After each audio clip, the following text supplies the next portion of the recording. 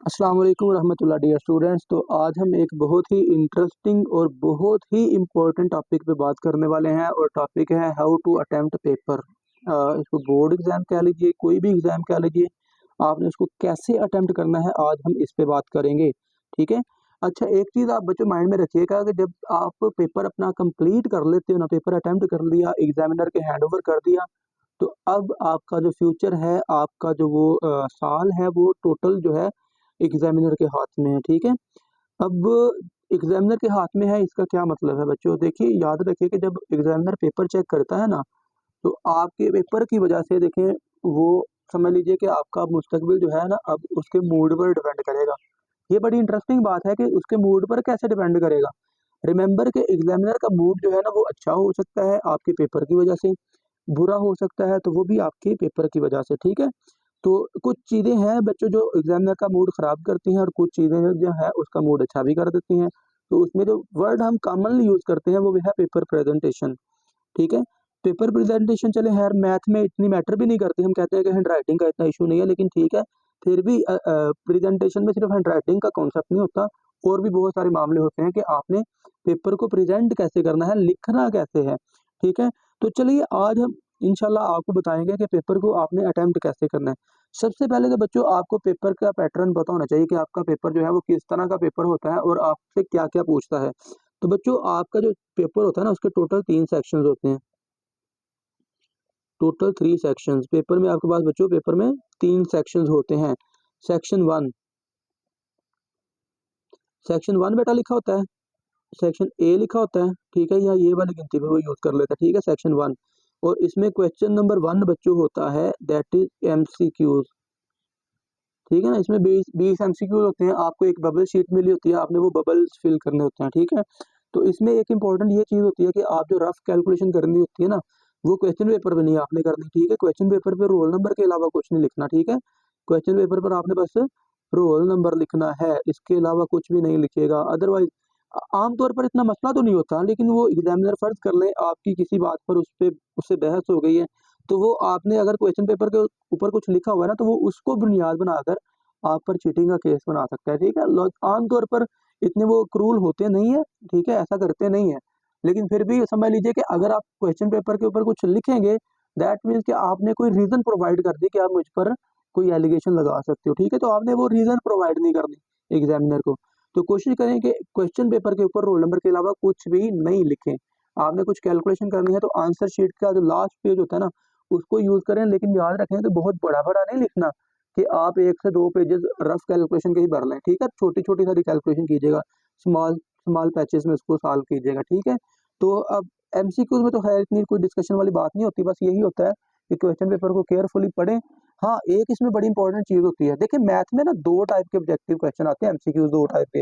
एक होते हैं थ्योरेटिकल टाइप के और एक होते हैं न्यूमेरिकल टाइप के। थ्योरेटिकल में डेफिनेशन टाइप के क्वेश्चन आते हैं कि एक स्टेटमेंट लिख देगा, आगे इस गार्ड वगैरह इस टाइप की आपको स्टेटमेंट आ सकती है, तो आगे 4 ऑप्शन होंगे ऑब्वियसली। ठीक है। और न्यूमेरिकल टाइप में क्या होता है, आपको कोई छोटा सा क्वेश्चन दे देता है, तो उसके आगे 4 ऑप्शन होते हैं। तो रिमेंबर कि अगर आपको पेपर में कहीं पर नजर आ जाए ना 2+2 = फर्ज कर लें, इमेजिन। ठीक है, इतना आसान वो एमसीक्यू देगा नहीं, लेकिन इमेजिन कर लीजिए कि अगर आपको पेपर में कहीं पे नजर आ गया ना 2+2, तो इसका मतलब ये नहीं कि आंखें बंद करके 4 लिख दें, ढूंढें उसको, एहतियात से केयरफुली पढ़ लीजिए कि कहीं उसने उसमें ट्विस्ट तो नहीं डाला हुआ। ठीक है, कोई ना कोई बीच में ट्विस्ट होता है। और इसके बाद जो सबसे इंपॉर्टेंट बेटा चीज होती है ना, आमतौर पर हम जब कोई क्वेश्चन को सॉल्व करते हैं ना, एमसीक्यूज को या स्टेटमेंट को पढ़ते हैं, तो ब्लाइंडली फटाफट ए बी या सी जो भी होता है ना, हम उसको फटाफट टिक कर देते हैं। ठीक है, एक नजर आ गया तो, लेकिन याद रखना बच्चों, एमसीक्यूज को जब भी आपने टिक करना है, चारों ऑप्शन को पढ़े बगैर टिक नहीं करना। चारों ऑप्शन को पढ़ लेना है एक दफा, आपको पता लगे कि ये दुरुस्त है, ए ठीक है। ठीक है, आप इसको अपने पास माइंड में सेव कर लें कि भाई इसका ए है, लेकिन भाई बी को भी देख लीजिए, सी को भी देख लीजिए, डी को भी देख लीजिए। आम तौर पर पता क्या होता है, ए ठीक है तो सी भी ठीक होता है, तो डी, दो ठीक हो गए। और डी ऑप्शन में पता क्या लिखा होता है, both A and C, both A and सी।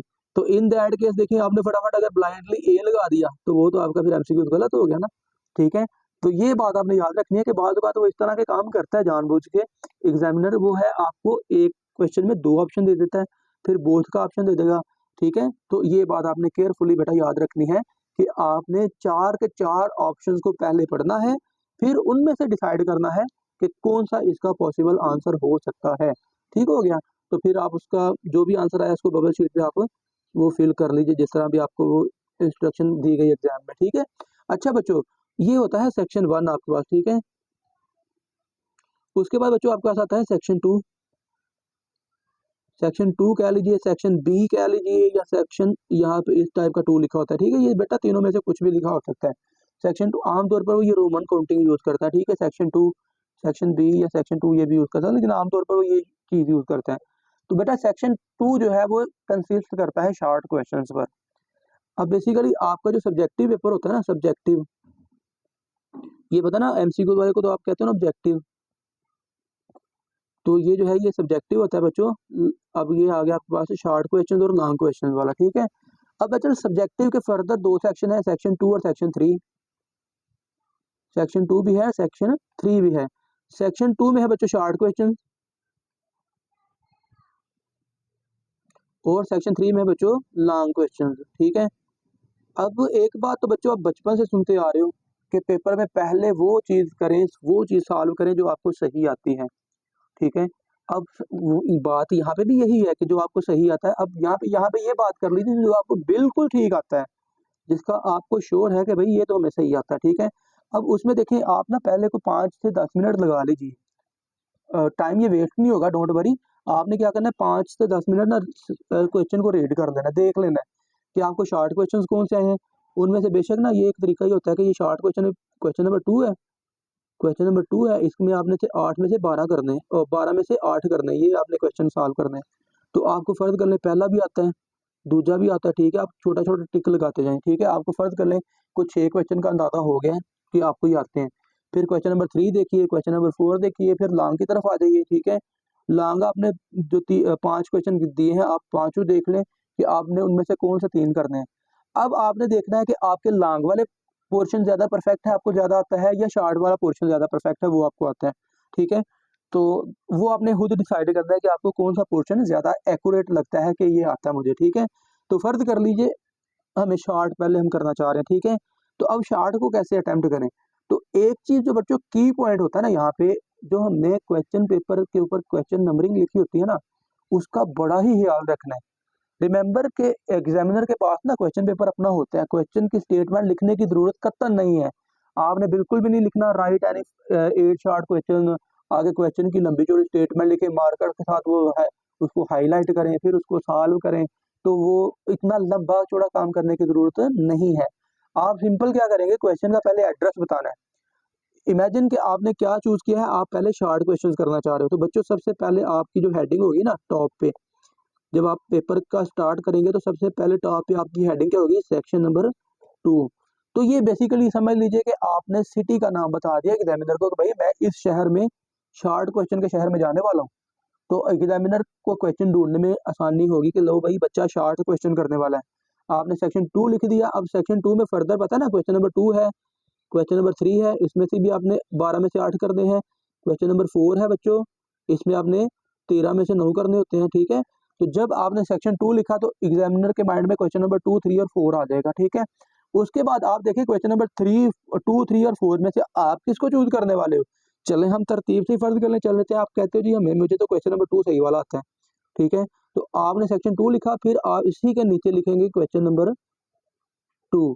ये मार्कर आप यूज करिएगा तो वो प्रॉपर प्यारा लगेगा। ठीक है। मैं तो चलें यहाँ पे एक कलर की पेंसिल यूज कर रहा हूँ, आप ब्लू मार्कर यूज करिएगा। ठीक है। अच्छा, तो बच्चों देखिए आपने लिख दिया क्वेश्चन नंबर 2। अब देखिए सेक्शन 2 में देखिए 3 क्वेश्चन थे, 2, 3 और 4। जब आपने 2 लिखा, एग्जामिनर ने फिर क्या कर दिया, समझ ले कि आपने वो सिटी के एक कस्बे का एक मोहल्ले का नाम बता दिया। तो एग्जामिनर वो यहाँ पे पहुंच गया, लो जी बच्चा ये वाला पोर्शन कर रहा है। ठीक है। अब देखें, अब इसके फर्दर कितने हैं, 12 पार्ट्स हैं इसके, 1 से लेकर XII तक। ठीक है। तो 12 पार्ट में से भाई आप कौन सा कर रहे हो। कुछ बच्चे यहाँ पे एक सवियर मिस्टेक वो पता है क्या करते हैं, वो क्वेश्चन नंबर 1 से 12 तक जो है ना उसमें से फर्ज कर ले वो 5वां पार्ट चूज करते हैं, 5वां पार्ट। अब ये क्वेश्चन पेपर में तो 5वां पार्ट है, वो यहाँ पे लिख देते हैं क्वेश्चन नंबर 1 कि जी मैं क्वेश्चन नंबर 1 कर रहा हूँ पेपर में। तो बच्चों ये एक तो क्वेश्चन नंबर ये इस तरह नहीं लिखना कि ये 1 थोड़ी है क्वेश्चन नंबर। ये है सेक्शन 2 क्वेश्चन नंबर 2 का 5th पार्ट। तो बच्चों ये आपने इस तरह लिखा, ठीक है, और आगे इसके आगे आंसर लिखें, सोल्यूशन लिखें, जो भी आप कर रहे हो बच्चों उसको लिखें और पेपर को सॉल्व करना स्टार्ट कर दीजिए, ठीक है। ये मैं मैथ के पॉइंट ऑफ व्यू से बच्चों बात करने वाला हूँ, ठीक है। आप इसको दूसरे सब्जेक्ट पे भी इम्प्लीमेंट कर सकते हैं, कोई इशू नहीं है, ठीक है। आपने बच्चों सेक्शन लिखा, क्वेश्चन नंबर लिखा, ठीक है, और फिर उसका सब नंबरिंग जो है वो आपने लिखी। अब बच्चों फर्ज कर लें क्वेश्चन नंबर 2 में आपने कितने करने हैं, 8 12 में से, ठीक है। अब फर्ज कर लीजिए बच्चों, ये 5वां मैंने किया, 5वां आता था, ठीक है, 6वां आता था, 6वां कर लिया, 7वां आता था, 7वां कर लिया बच्चों, 8वां आता था, 8वां कर लिया, ठीक है, 10वां आता था बच्चों, 10वां कर लिया, 11वां आता था, 11वां कर लिया, 1 2 3 1 2 3 4 5 6 6 हो गए, फर्ज कर लीजिए 6 हो गए, मुझे आते भी 6 ही हैं, इमेजिन 6 ही आते हैं, फर्ज कर लें। तो बच्चे यहाँ पे भी मिस्टेक कर लेते हैं, वो यहाँ पे ना लगा देंगे लाइन और फिर आगे अगले क्वेश्चन पे चले जाएंगे, जो भी वो करना चाह रहे हैं, 3 करना चाह रहे हैं, 4 करना चाह रहे हैं। जब बच्चों आपने ये लाइन लगा दी और नीचे लिखा ना क्वेश्चन नंबर 3, दैट मीन के एग्जामिनर के according this question is locked, आपने ये क्वेश्चन कंप्लीट कर लिया है।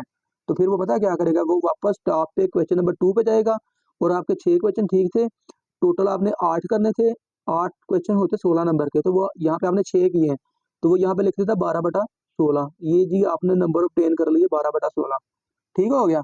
अब जरा इस पॉइंट को माइंड में रखिएगा, इसको मैं मजीद बाद में डिस्कस करता हूँ। आपने जब यहाँ पे लॉक कर दिया, दैट मीन्स के क्वेश्चन नंबर 2 आपका खत्म हो गया।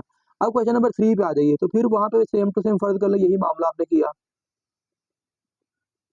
आपको जितने आते थे आपने उसने उतने किए, लाइन लगाई, क्वेश्चन नंबर 4 पे चले गए, दैट मीन्स के फिर आपने वो क्वेश्चन को लॉक कर दिया, ठीक है। तो अब फर्ज कर ले, यहाँ पे भी आपने 6 पार्ट ही किए हैं, लेकिन करने तो यहाँ पे भी 8 थे ना, तो अभी आपके यहाँ से 2 रहते हैं, यहाँ से भी आपके 2 रहते हैं, ठीक है। अब क्वेश्चन नंबर 4 है, फर्ज कर ले, इसमें से भी आपने इतने ही फर्ज कर दिए, तो आपके यहाँ से 18 में से 12 आ गए, ठीक है। यहाँ पे आपने क्वेश्चन 3 अभी छोड़े हैं, ठीक है। अब देखिए फर्ज कर लें, ये आपने शॉर्ट क्वेश्चन कर लिए, अब बाद में लॉन्ग भी फर्ज कर ले, लॉन्ग पे अभी डिस्कशन हम करते हैं। तो लॉन्ग भी करने के बाद आपको याद आया कि मेरा तो क्वेश्चन नंबर 2 अभी टाइम है आपके पास, फर्ज कर लें, तो आपको याद आता है कि क्वेश्चन नंबर 2 के 2 शॉर्ट क्वेश्चन तो मेरे अभी रहते हैं। तो फिर देखिए आपको आप क्वेश्चन जो रहते हैं 2, टाइम आपको मिल गया तो आप उसको स्टडी करते हो, देखते हो क्वेश्चन को, स्टेटमेंट का कुछ आइडिया होता है आपको कि ये वाला क्वेश्चन मुझे आ सकता है, आप उसको रिवाइज करते हो, रिवाइज करते हो, रिवाइज करते हो, याद करते हो, याद करने की कोशिश करते हो, तो अल्टीमेटली समझने के आपको वो 2 क्वेश्चन याद आ गए कि इसको इस तरह करना है। तो अब उस क्वेश्चन को करने के लिए फिर आप बच्चे क्या करते हैं, लास्ट पे चले जाते हैं, एंड वाले पेज पे, फिर वहां पे आ गए क्वेश्चन नंबर 2, ठीक है, वो फर्ज कर ले, पहला पार्ट आपको याद आ गया और तीसरा पार्ट आपको याद आ गया, दोनों फर्ज कर ले आपके ठीक हो गए, दोनों ही पार्ट आपके ठीक हैं, आपको सही आते थे, ठीक है। तो अब लॉजिकली आपके यहाँ से 4 नंबर बढ़ गए, तो अब आपने यहाँ पे लिखा हुआ है क्वेश्चन नंबर 2, अब एग्जामिनर के मुताबिक तो आप क्वेश्चन नंबर 2 को लॉक कर चुके भाई, ये आपने कर लिया होगा एग्जामिनर के अकॉर्डिंग, ठीक है। अब एग्जामिनर के पास 2 ऑप्शन है, और वो 2 ऑप्शन क्या है, या तो वो वापस क्वेश्चन नंबर 2 के एड्रेस पे जाए, यहाँ पे वो लिखेगा 12 आपके पहले थे प्लस 4 इज इक्वल टू 16/16, एक काम वो पॉसिबल ये करेगा, ठीक है, या फिर ये करेगा कि इसको क्रॉस करेगा और यहाँ पे लिख देगा 16/16, यही 2 ऑप्शन है नंबर पूरा करने के लिए। अब वो ये क्रॉस करे या फिर ये +4 करे, भाई उसको अपने सुपर चेकर को या सुपरवाइजर को इसकी जस्टिफिकेशन देनी पड़ेगी, भैया क्यों किया आपने, ठीक है। तो वो फिर कहेगा सही कि जनाब इस बच्चे ने क्वेश्चन के एंड वाले पेज पे ना क्वेश्चन नंबर 2 सॉल्व किया हुआ था, तो वहां पे उसको 2 क्वेश्चन उसके ठीक हैं, तो दैट्स वाई मैंने इसको 4 नंबर दे दिए, ठीक है।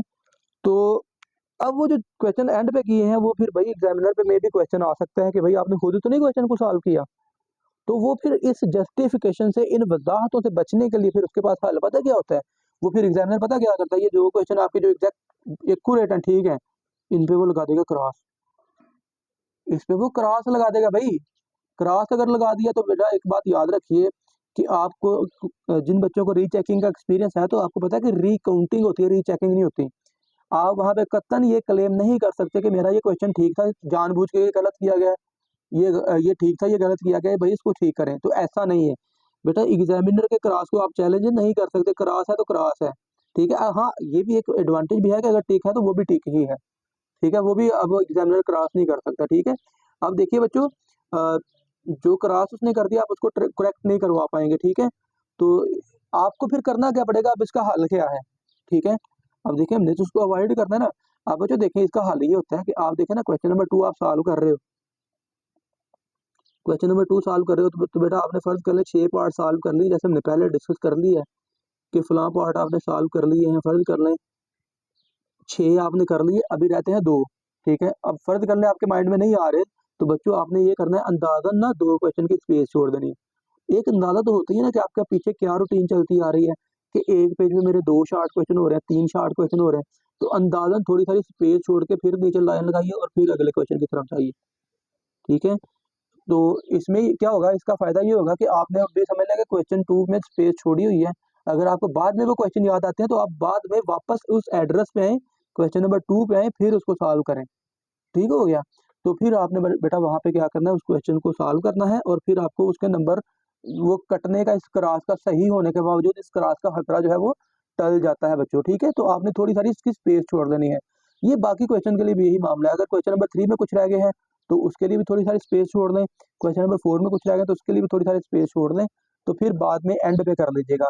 यहाँ पे एक बात काबिल गौर ये है बच्चों, फर्ज कर लें आप किसी क्वेश्चन में स्टक हो गए हैं, क्वेश्चन नहीं हो रहा आपसे कंप्लीट, नहीं आपको समझ में आ रहा, नहीं माइंड में आ रहा, तो बच्चों आपने याद रखना है कि उसी क्वेश्चन पे डटे नहीं रहना, अटके नहीं रहना कि यही मुझसे ठीक होगा तो मैंने आगे बढ़ना है।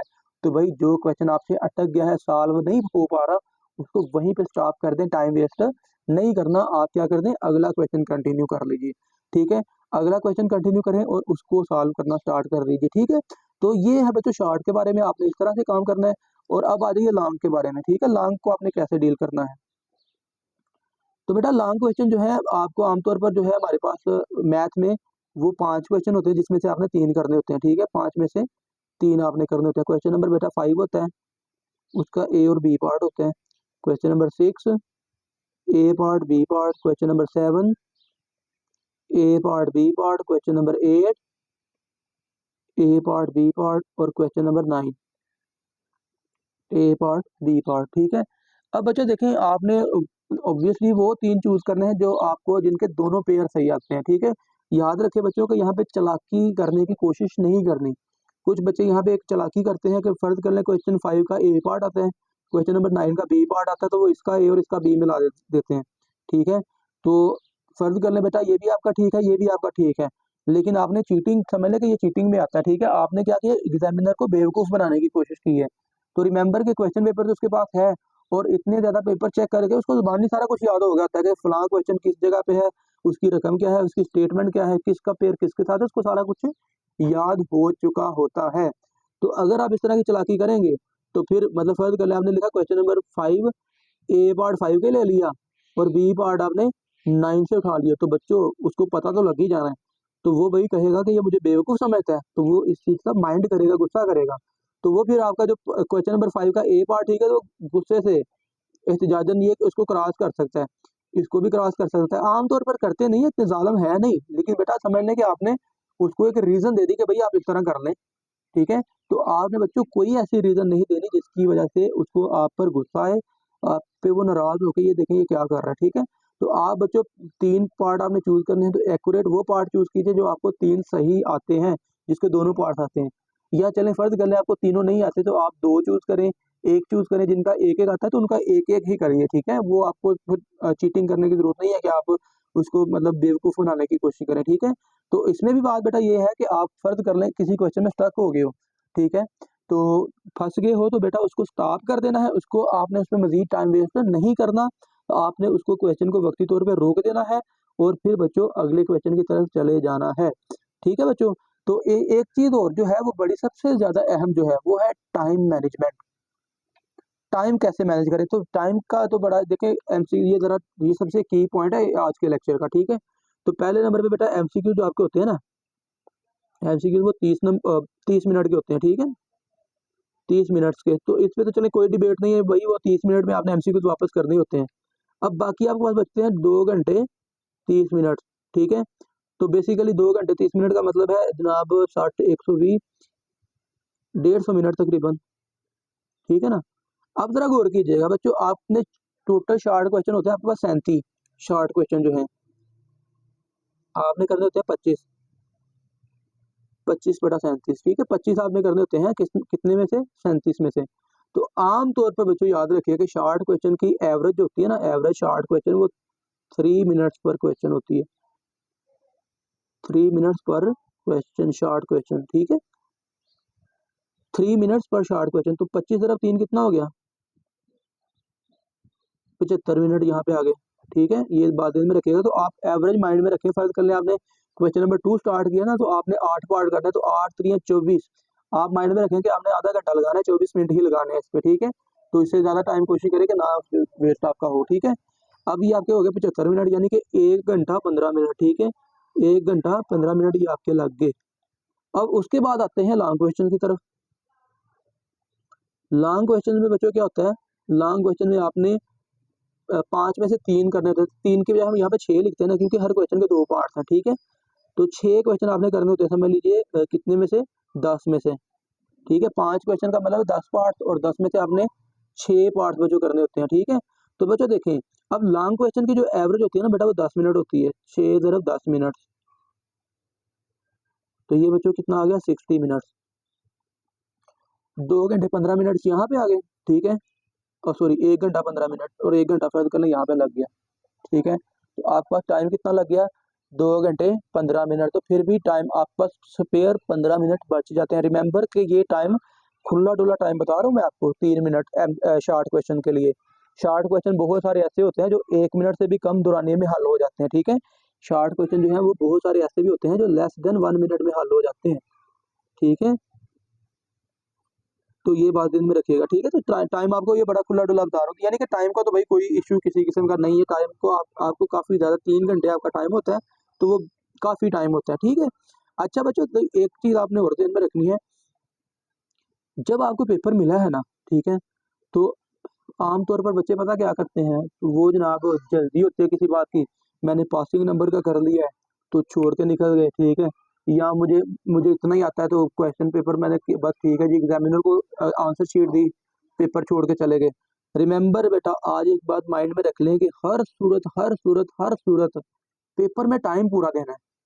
3 घंटे का पेपर है तो 3 घंटे पेपर में भाई आपने टाइम पूरा स्पेंड करना ही करना है। आज से ही इसकी आदत बना लीजिए। अगर आप कहीं पे टेस्ट वगैरह दे रहे हैं, कॉलेज में दे रहे हैं, किसी एकेडमी में टेस्ट दे रहे हैं, तो जो टेस्ट 1 घंटे का है, आप उस टेस्ट में 1 घंटा बैठना सीख जाइए। अपनी आदत, अपनी प्रैक्टिस बना लीजिए। आपने 1 घंटा पूरा बैठना है। बोर्ड का पेपर 3 घंटे का है तो आपने 3 घंटे पूरे स्पेंड करने हैं, ठीक है। अगर आप जल्दी करेंगे, देखें जल्दी, आपके घर वालों को भी पता है कि बच्चा पेपर देने गया हुआ है, उसका 3 घंटे का पेपर है, ठीक है। तो 3 घंटे से पहले वो तो घर नहीं आने वाला, दैट मीन्स कि उन्होंने आपके लिए कोई काम, कोई एक्टिविटी भी नहीं रखी होती। तो 3 घंटे आप पूरा पेपर में टाइम देंगे, ठीक है। एक चीज, ये टाइम आपने बड़ी एहतियात से पूरा करना है, ठीक है,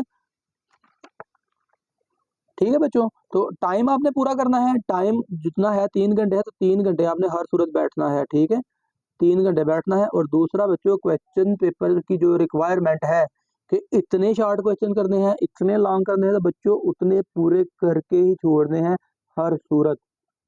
आपसे कहा गया है कि भाई 12 में से 8 शॉर्ट क्वेश्चन करने हैं, तो भाई 8 आपने करके ही छोड़ने हैं, जैसे मर्जी करें भाई, ठीक है।